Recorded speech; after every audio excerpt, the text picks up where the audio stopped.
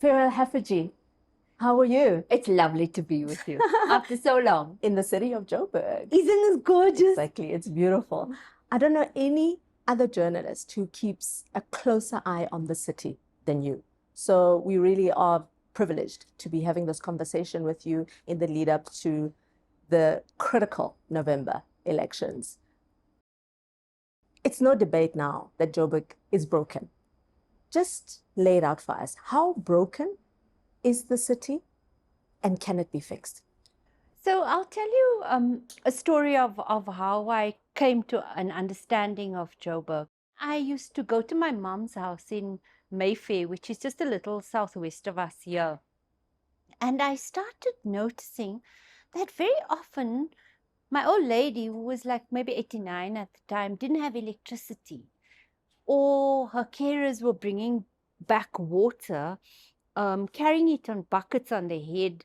And I was, what's going on here? Because one of the fruits of freedom is all over the country, but I covered it in Joburg as a very young journalist, was that you began to give Black people on the edges of the city, they were given electricity, water, taps in their homes, never ever had that before. So that was a big fruit of freedom.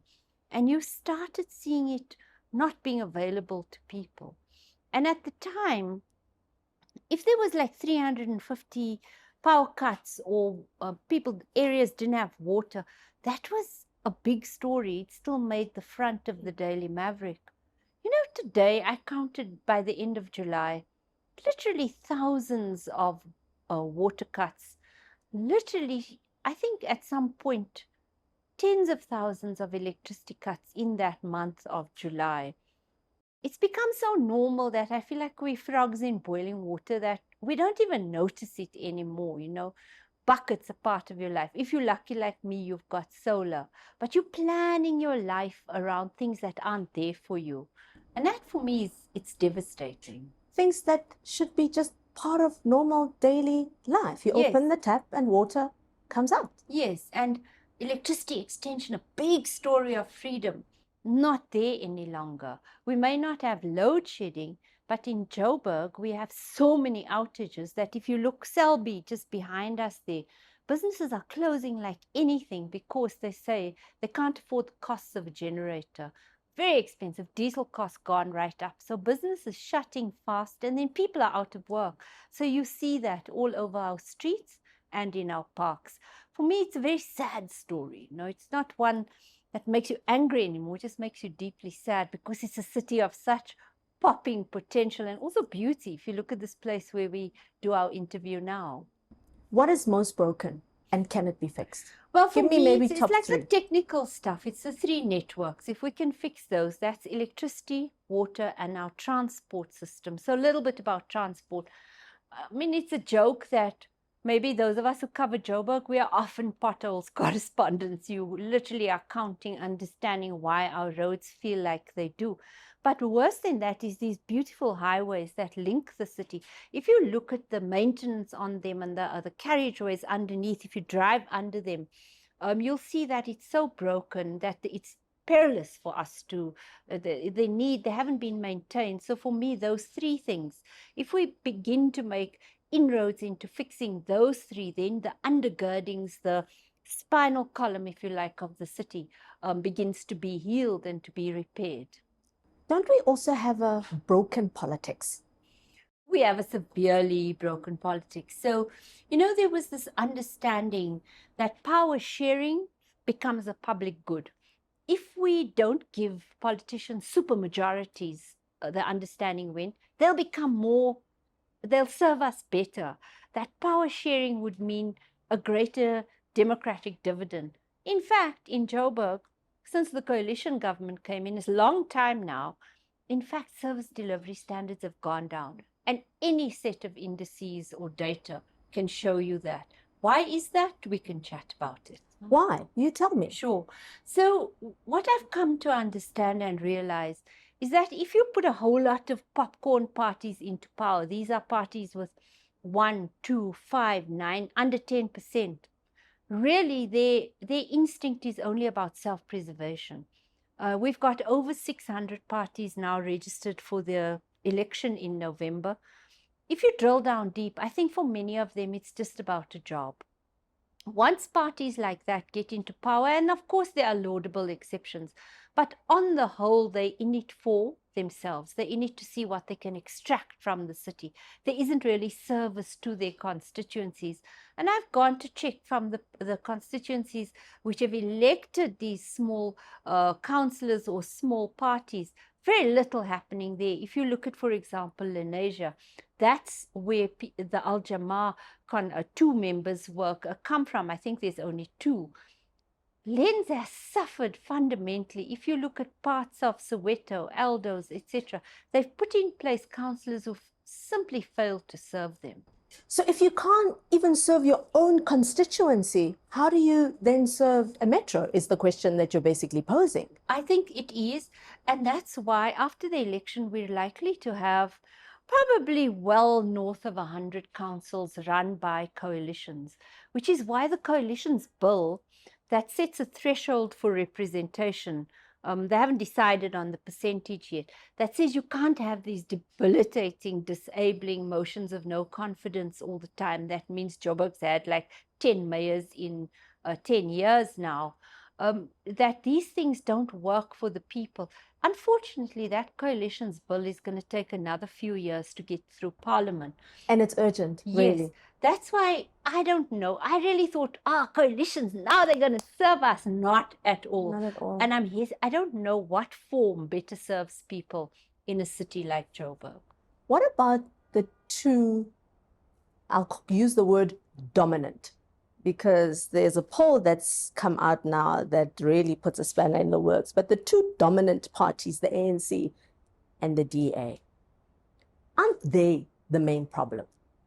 If they could work together, we wouldn't have what you refer to as popcorn parties and coalitions. Ideally, our country is best served by something like the GNU, the Government of National Unity, but at a provincial and a low level. These are where the biggest parties, and I'm not going to give names to them, work together to serve the biggest public, and then the other parties join in a coalition. Unfortunately, in Joburg, that relationship between the ANC and the DA is so shattered that both of them have now said publicly that they're not going to work together. Joburg would be best served by a coalition of the centre moving the city forward. And by centre, I don't mean conservative. Not at all. We need progressive centre. I mean a centre that holds the city so that things don't fall apart. And if you look over the years, I mean, the biggest dip that the ANC experienced, I think, in recent time was 2016. So they moved from 62% in 2006. In 2016, they were 44.6, and then they went down to 33.6. And now the Social Research Foundation is predicting that they're only going to get 18% of the vote. Which is half of their prediction for the DA. Now, that is a story that must be told. I mean, this place, right? Just down the road, you have where Nelson Mandela and Oliver Tambo had their law firm. A little further down the road was where the protests against the pass laws started. The Lutuli House is just 5 minutes away from here. The ANC stories, it may have started in a church in the Free State, but its story is written in Johannesburg. So this kind of perilous decline is the symbol of the story of the ANC nationally and continentally as well. It's written in its failure to serve the people of Johannesburg, who, in the main, when they get cross with the ANC, stay home. They don't vote for anyone else except for Herman Mashaba recently. Yeah. It's going to be a very interesting election to watch. And there seems to be no effort to arrest the decline. I mean, you know, I've seen the ANC like paralyzed in the face of the decline of Joburg. You had paralyzed, yes, as in knowing not what to do. Knowing not what to do. President Ramaphosa put in place a presidential working group ahead of the G20 in November 2025. That provided some stimulus, energy, love, and attention to the city, where for the first time in like forever, you saw curbs being cut, you saw highway lights coming on, you saw Nazareth, all that unruly grass that grows makes it so unsafe for the women and the people around that area. Suddenly things were shining. I don't know if you noticed it as well. It turns out to have been completely cosmetic. And the president's working group in the city has proven itself, it just can't penetrate the syndicated operations which extract so much from the city. And that for me is where the story lies, is what we're seeing in our city is a form of local state capture. It's a local version of that which Judge Zondo identified and named nationally. There are versions happening in most councils in our country. And because Joburg is such a big city with such a massive budget, I think the story of local state capture, you can see it as we report it all the time. It's criminality. There's a scholar called Romy Sigworth of the Institute for Security Studies. She's looked at Joburg, and she's looked at a district municipality, and she's looked at a local council. And she says that what we're seeing in our councils are forms of organized crime. Big word, right? That's being identified. The Madlanga Commission, you can see in the Madlanga Commission, you've got Ekurhuleni. But as someone who studies Joburg with my colleagues at News 24, Alex Patrick, Kaya Koko, with Amma Bongani, with Times Live, all of us have identified different stories which show you the story of local capture. How do you fix that? I do feel that Joburg needs a form of Madlanga Commission of Inquiry after the election, before you start trying, or as you rebuild, because actually the requirements of our city is that you rebuild as you're flying. So you need a Commission of Inquiry, and this reset has to happen. Clearly, coalitions are here to stay. Shouldn't at least the big parties nail their colors to the mast to let us know who they will enter into coalitions with, so that as voters, we know what we're voting for? You are completely right there. You are. So, biggest story of this election we as voters have to ask is, what is your coalition intention? Are you going to make that coalition agreement public to us? How are you going to stay in touch with your constituents? How are you going to report back to us? Because what's happened in coalition government, they're all busy making these backroom deals. It's a power grab with I've our tried, votes. In Ward 58, that's where my mom used to be until she passed. It's like, when are we going to have a ward committee? They don't have, you don't hear back from your councillors often enough. That's also what happens in coalitions. The people get isolated, marginalized, and sidelined. So we have to ask parties, what are your coalition intentions? Who will you coalesce with? Will it be a service one, or will it be an extractive coalition? Absolutely vital questions to ask. Because we vote for the party of our choice, but once they have our vote, they can do whatever they want with it. And it just seems in Joburg, it's just a power grab. As I went through those statistics, it was first the takeover of the DA, and then the ANC fought with smaller little parties to take over the DA, and it's constantly like DA aligned parties, or whichever parties the DA can align with, and whichever parties the ANC can align with. And you have to ask every time that happens, what's being promised? Which jobs, which contracts, which positions? No, there's a very nice councillor in Joburg who's very frank, and he told me, that's a wet portfolio. I was like, what is a wet portfolio? Wet means where the bucks are. So that's how you divide them up. So they all fight over the bucks, really? I feel so. What should we do? Well, there's a very interesting thing we've been following. It's the Joburg Crisis Alliance. It's like a UDF type structure. And it's a structure, there's lots of organizations in it. There's at least, I think, 40 by now. It yokes together the very active citizenry of our city. It brought them together to campaign on very important issues, like reopening the Joburg City Library, which had been closed for so long. Campaigning to ring fence revenues for water and for electricity. Such vital campaigns.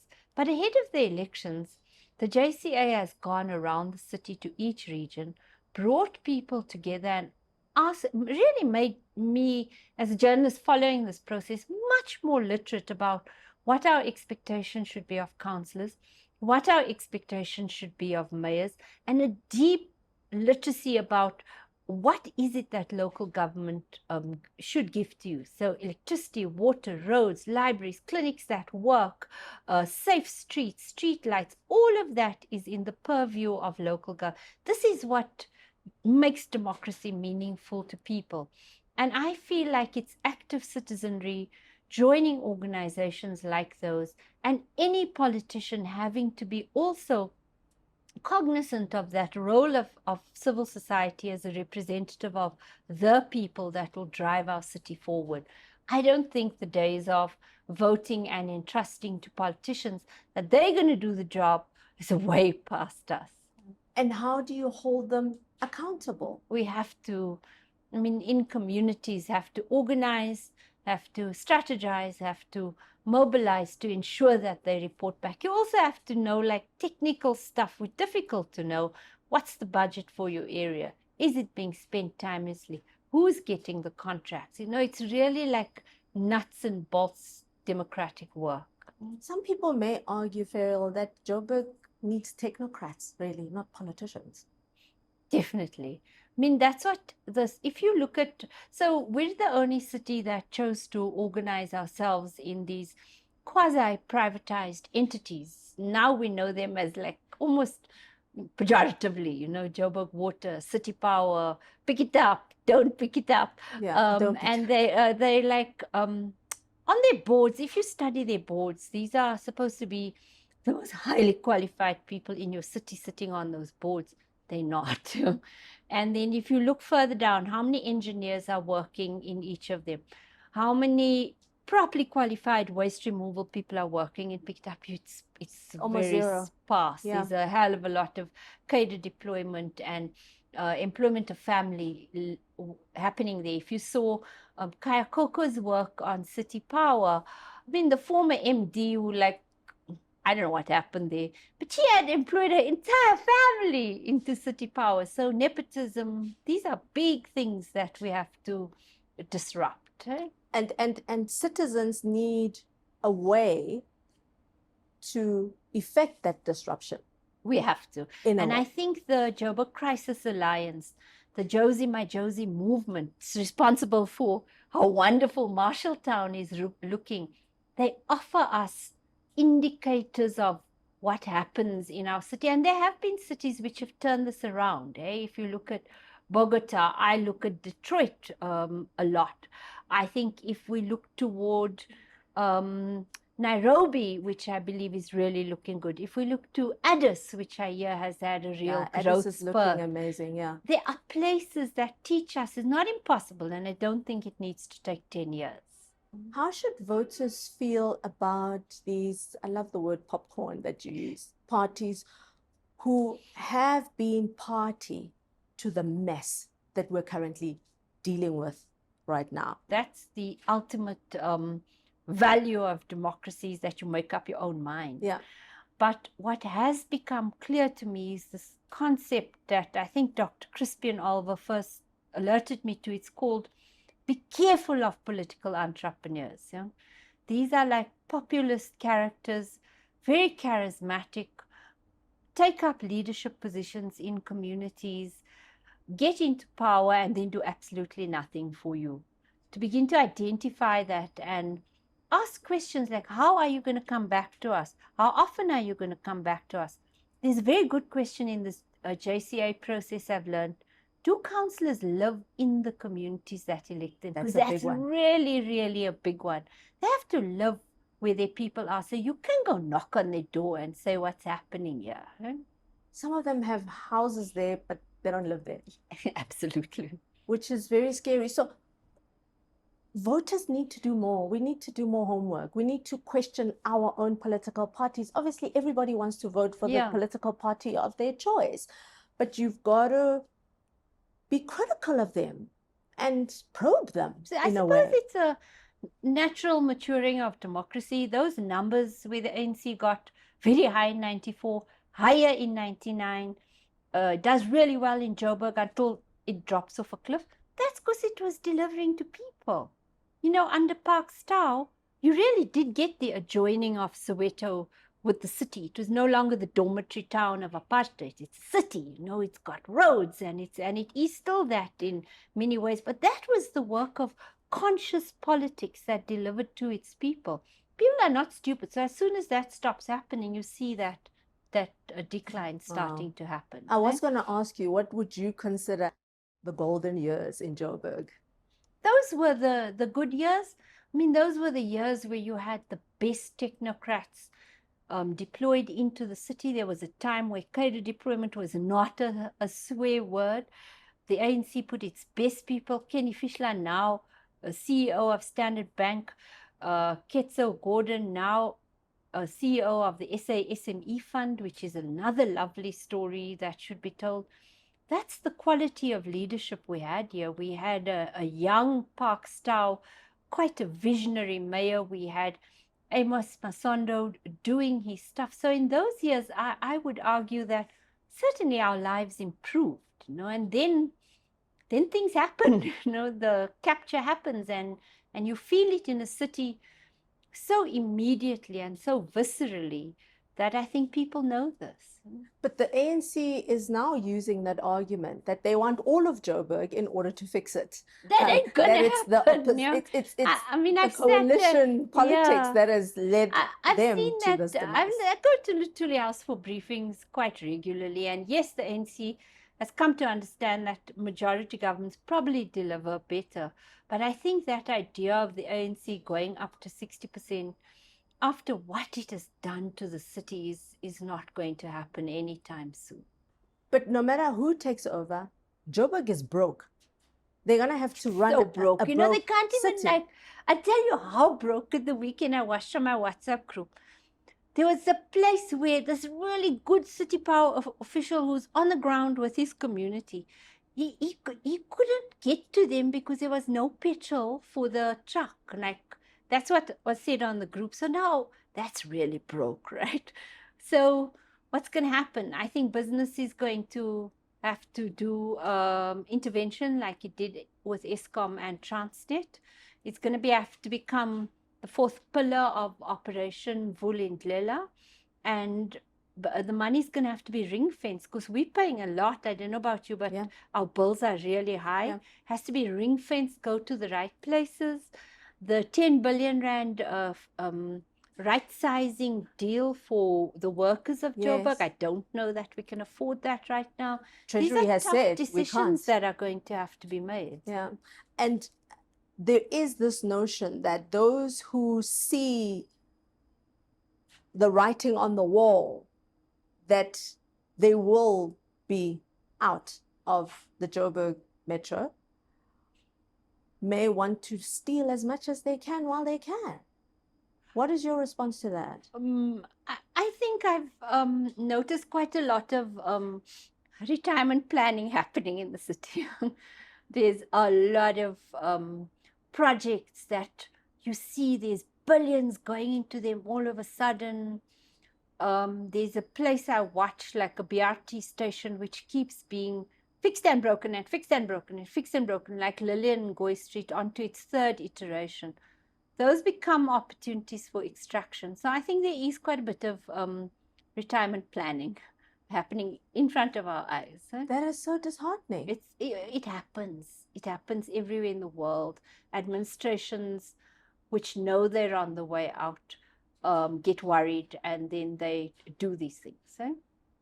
And you can't stop it. I think it's called pork barrel politics. I hope I have the right term for it.